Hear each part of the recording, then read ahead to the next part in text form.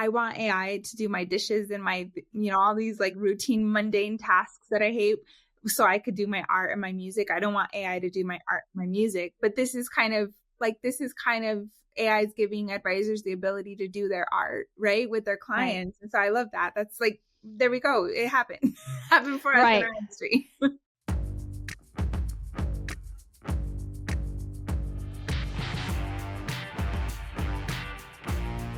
Hello, everybody, and welcome to this episode of the Framework Podcast. I'm your host, Trujillo Limón, and this week on Framework, we're talking about delegation, which is a very important topic, and I'm really excited to be joined by my colleague and friend, Jessica Colston. Jessica, welcome to the show, and thanks for joining me.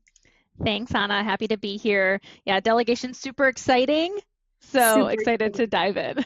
I tell you what, it's not as exciting as going to Portugal. So you just got back from your sabbatical, which is one of our great benefits here at Carson. So how was Portugal? What was it like? It was a dream. I mean, really everything from the food to the wine, just to the culture and the history there, and just the architecture. It was amazing. And, they kind of have, it's kind of like California, they've got the coastal thing going and the vineyards and everything. And so their temperatures and I guess all that is a little bit like California. So it was beautiful weather. It was fantastic. It was hard to leave and come back, but I'm happy to be here.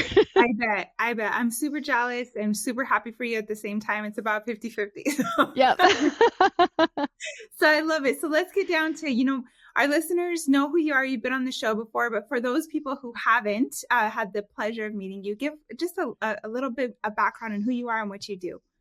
Sure. So I've been with Carson for 5 years now, which is why I had the opportunity to take that great sabbatical.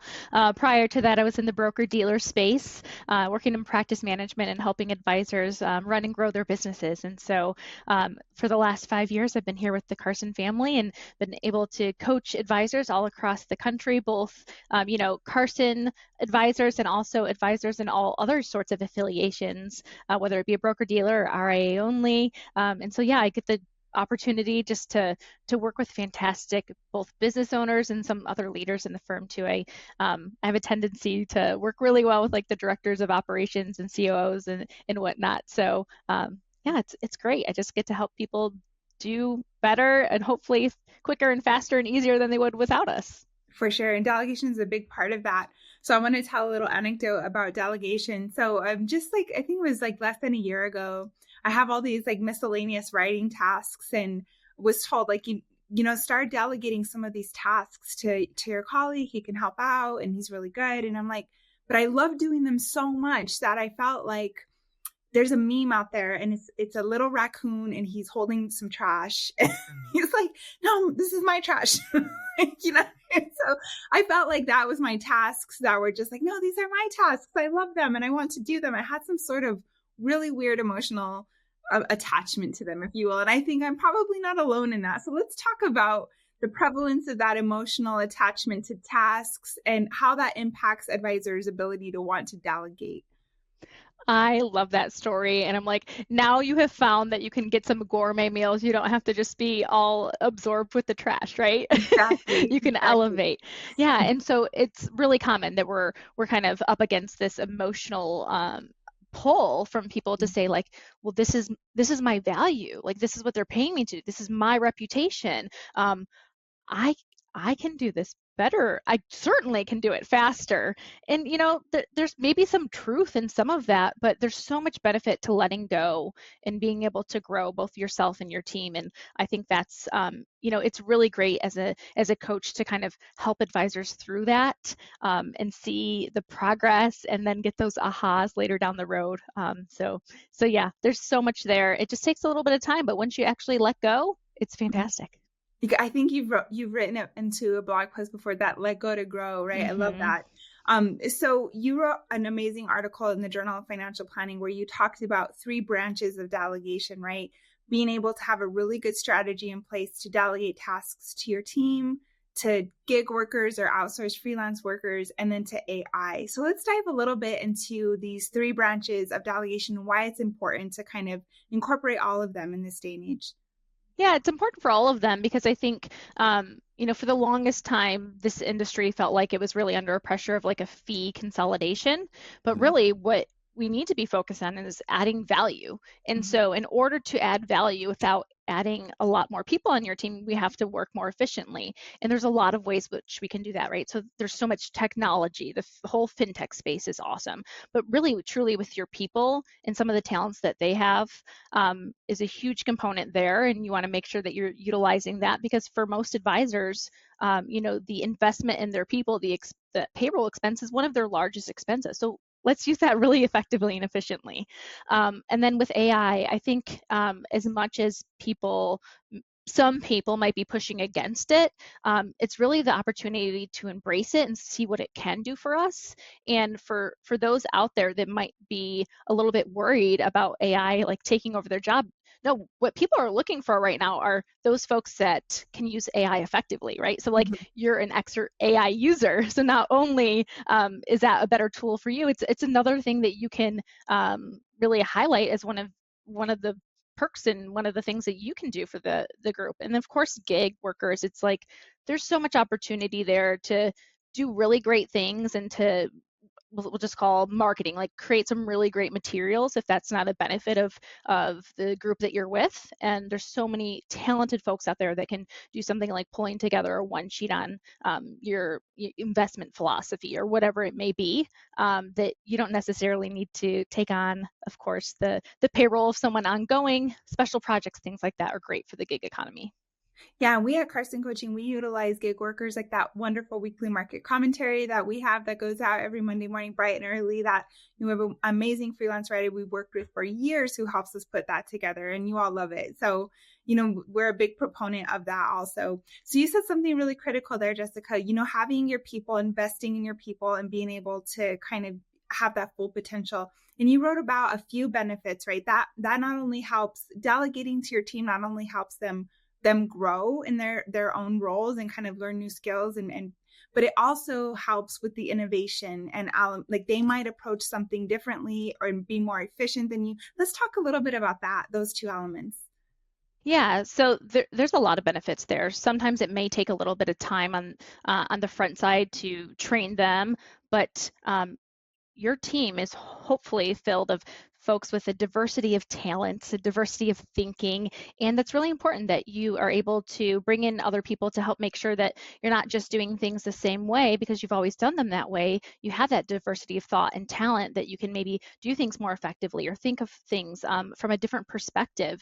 Right. And most of all, I think the best benefit to getting your team more and more involved is that the more involved that they are and the more autonomy that you give them, that's like the key to intrinsic motivation, right? So when people are Totally. truly motivated, it's because they have that autonomy and they're attached to something that's bigger than maybe just themselves, right? So it's Mhm. the vision, the mission, the purpose of the firm, but really then being able to create and be a part of that, I think.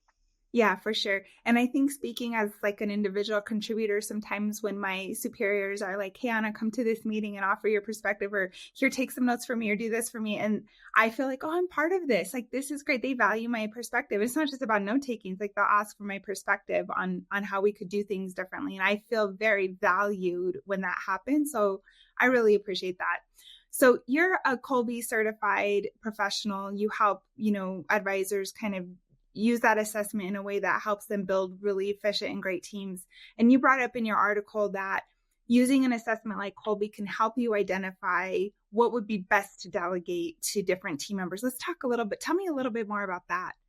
Yeah, so Colby is one of those fantastic tools that can really help to identify those natural talents when someone's actually given the freedom to be themselves. Mm-hmm. So that's part of the key here is that when you truly delegate something, there are some things that have to be done a certain way, right? We are in a Mm-hmm. very complex industry of compliance, rules, regulations, all of that. But then there's some things that you have the ability to get a little bit creative with, or you don't necessarily have to have everything done exactly the same way. And when you can understand the way in which someone naturally works and works their best, being able to delegate those types of things to them is just a critical part of like them being more successful, you being more successful.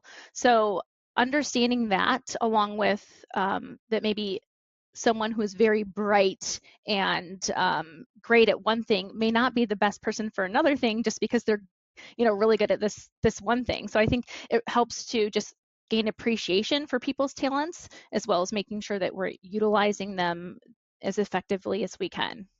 Yeah, for sure. So I don't have my Kolbe assessment in front of me, but I recall that the general consensus of the assessment was that I'm good at building things. I'm like, if for someone like me who has that kind of results, what would be good to delegate to me? Like, say an advisor has somebody like me on their team, they're inventive, they like to build stuff, they're however that might work.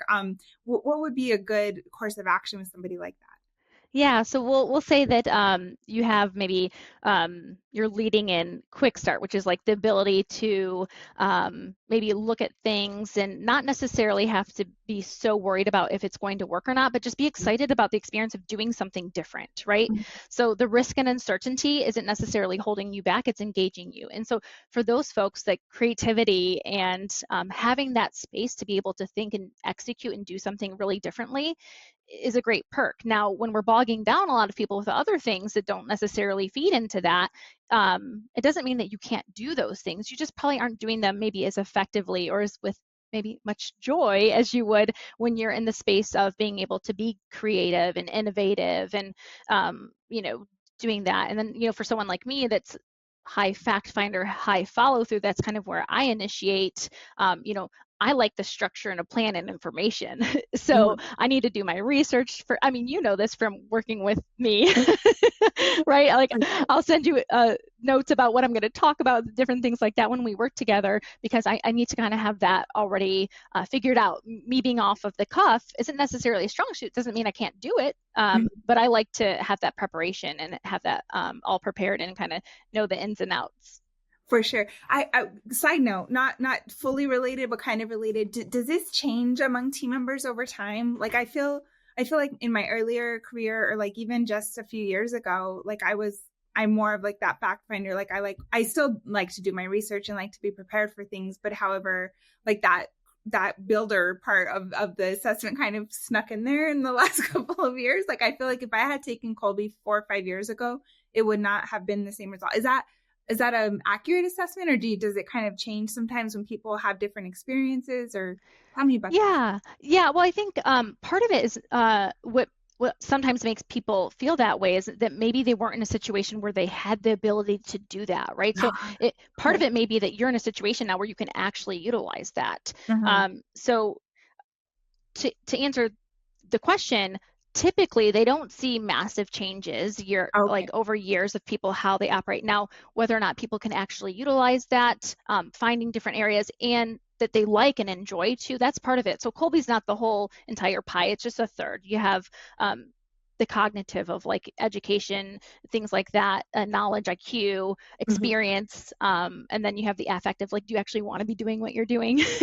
And then your natural instincts, like do you have those natural instincts to do the work in maybe the most efficient way possible? And so sometimes it's because you didn't have that opportunity. Sometimes it's because, especially with high fact finders, they may just find resources and people that they now trust. They don't have to necessarily do all of that digging themselves. They've surrounded themselves with, a deep bench of experts, and they don't necessarily have to go to that level of fact finding that they would in the past.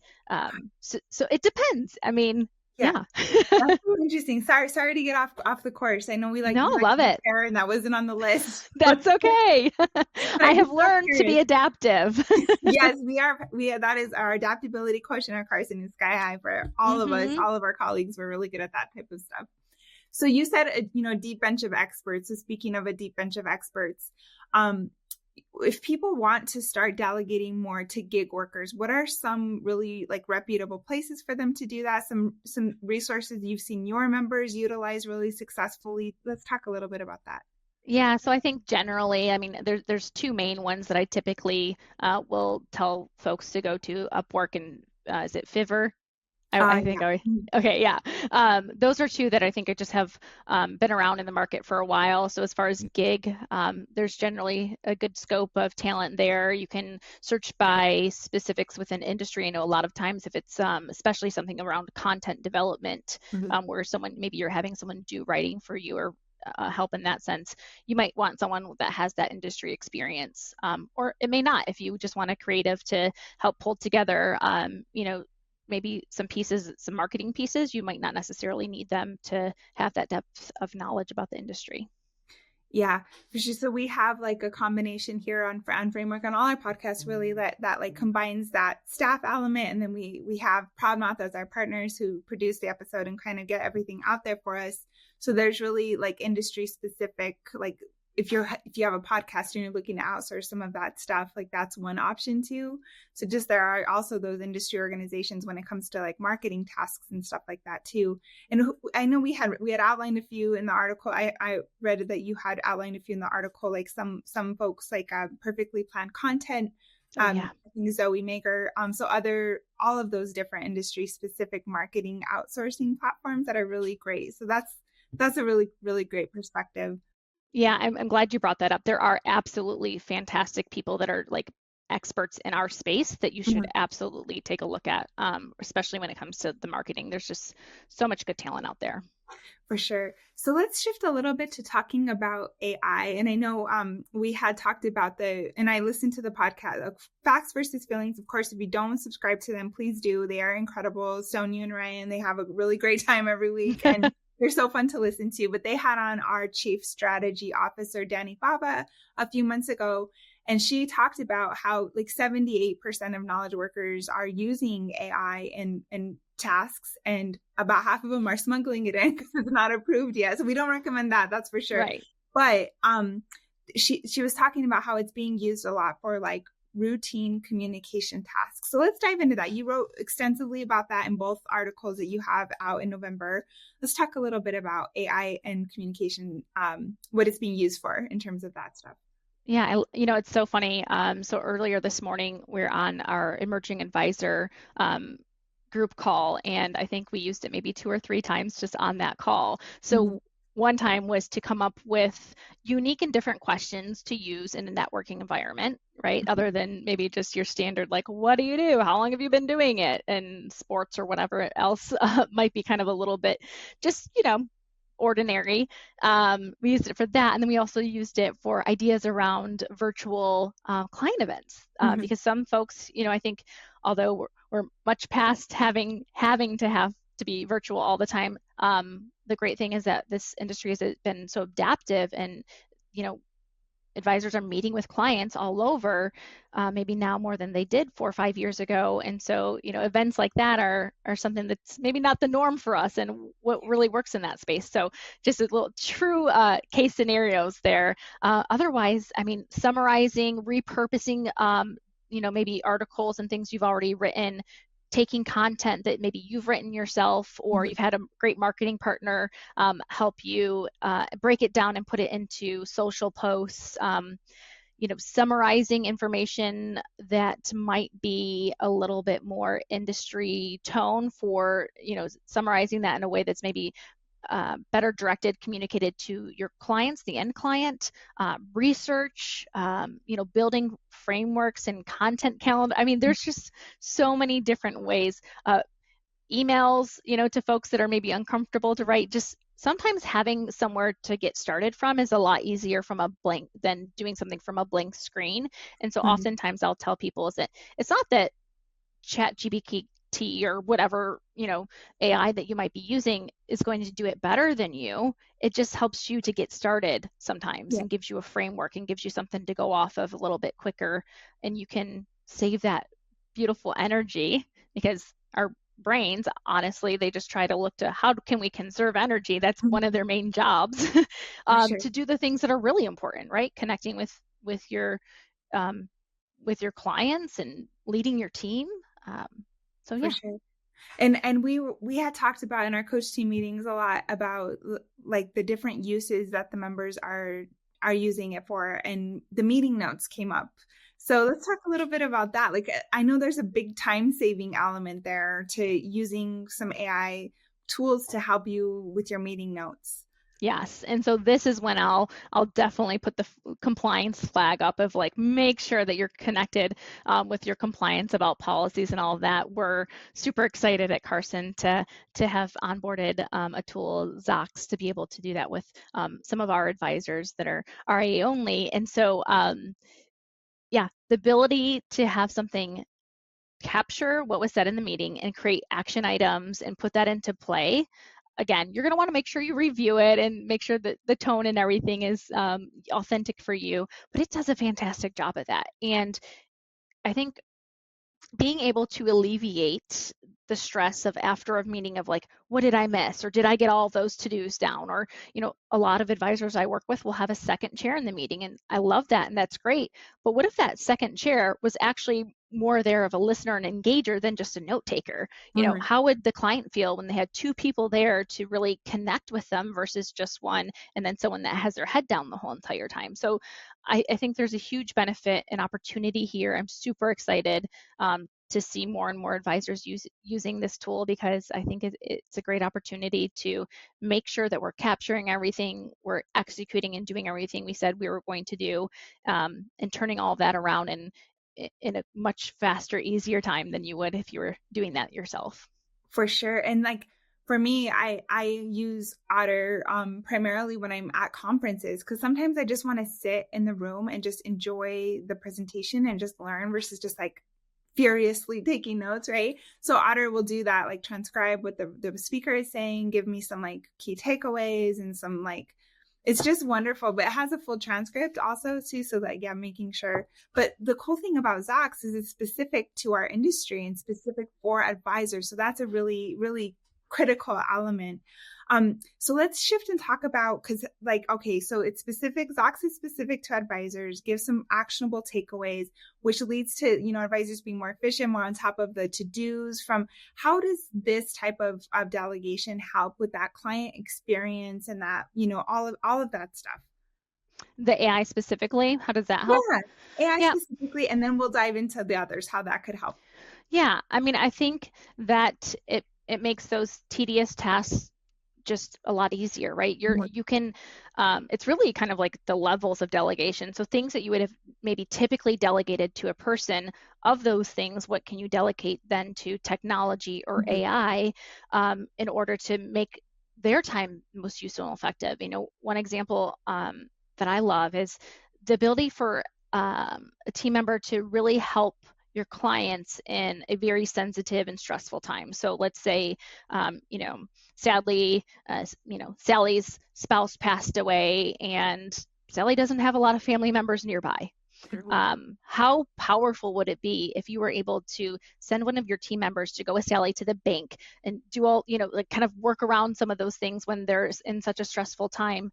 I can remember doing that with my grandma, and like just even driving places, people are in distress, and being able to offer things like that really are about the human experience and connecting with people and helping them in levels that we wouldn't typically think of as financial advisors, and the ways that we can help them. But I think it really opens up the door to using AI allows us to more authentically connect and be with people, which kind of maybe sounds backwards to some people, but in the times that it truly matters, right? Yeah.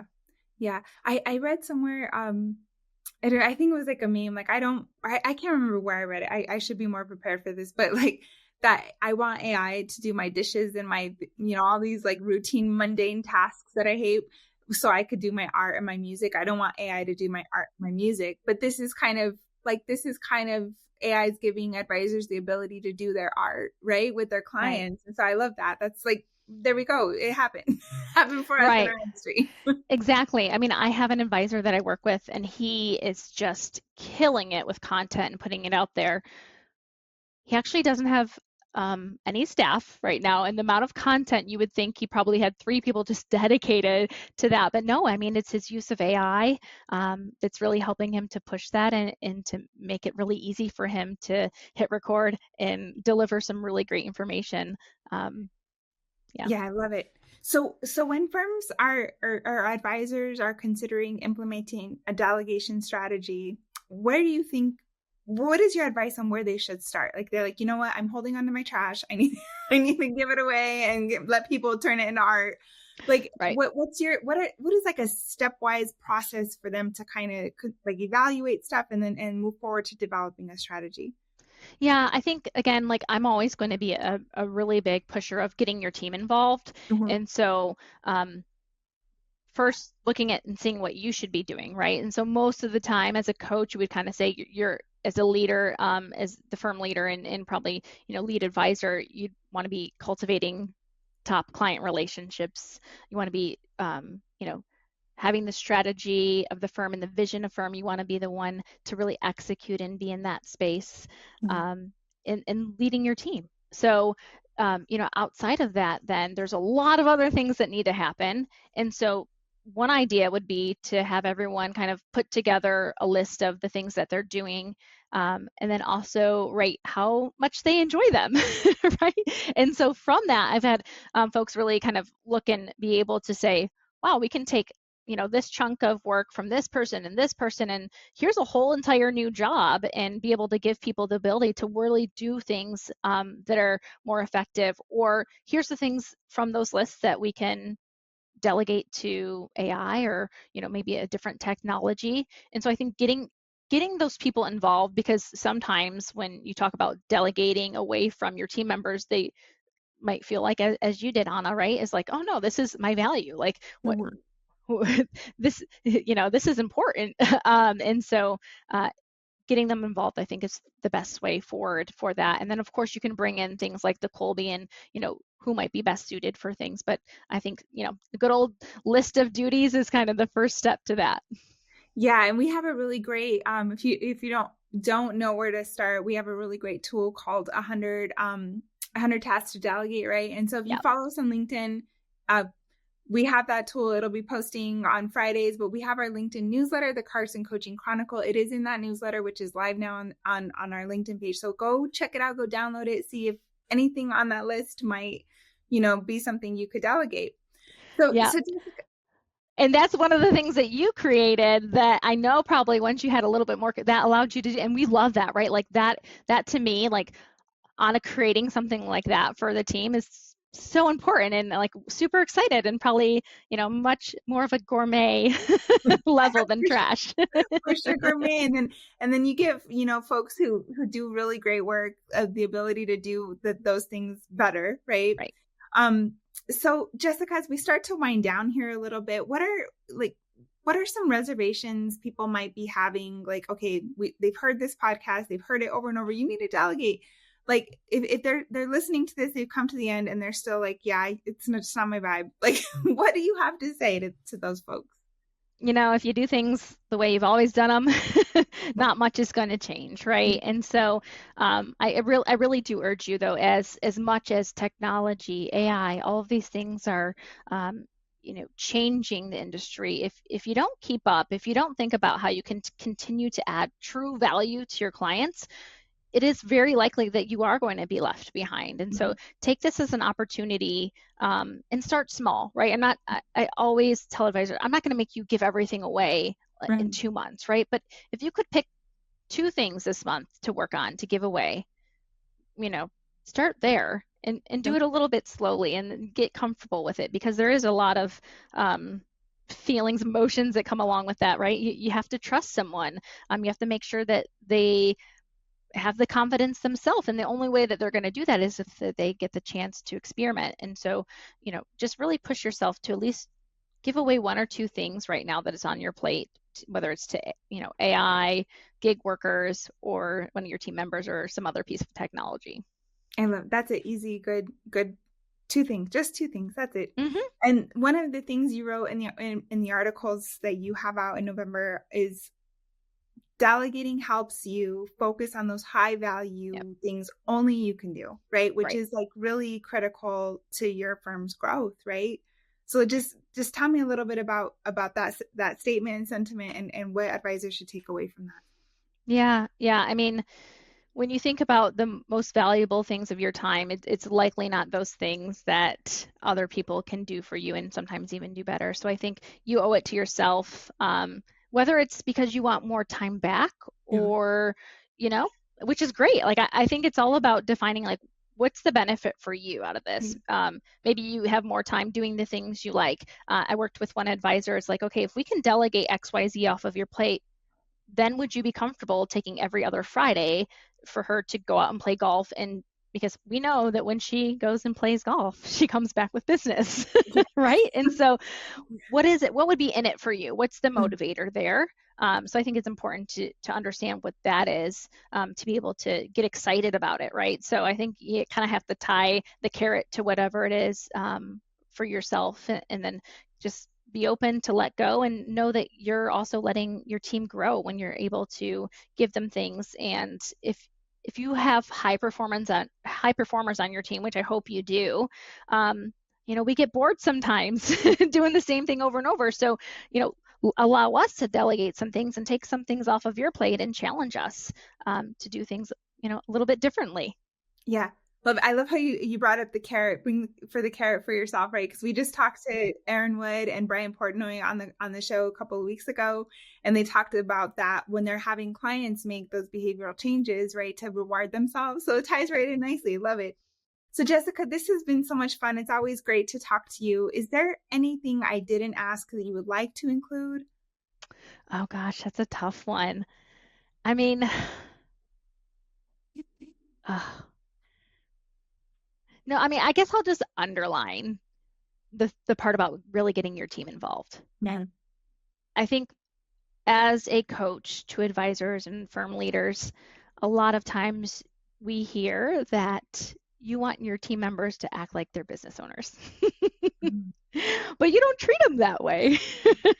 They don't get paid that way necessarily, And so I think to really kind of engage with them and to have a team that really feels connected to it, you really just have to continue to keep them involved. And when you do that, you're helping to remove some of the fear that we all naturally experience when things change and we maybe delegate to something else, and you really get them on board with it as opposed to having to push them to do it. They become advocates of that change as well. So get them involved in decision making and ideation around these things. For sure. And as we talked about earlier in the episode, that really leads to some really great feeling and goodwill among your employees. So that's great. Well, Jessica, thank you so much. I'm really sorry you had to come back from Portugal, but I'm really happy to have you back. Yeah, same. I'm sorry, but also happy to be back. Wonderful. Well, thank you. Thank you again, Jessica. And thank you everybody for tuning into this episode of Framework. Please subscribe so you don't miss next episode.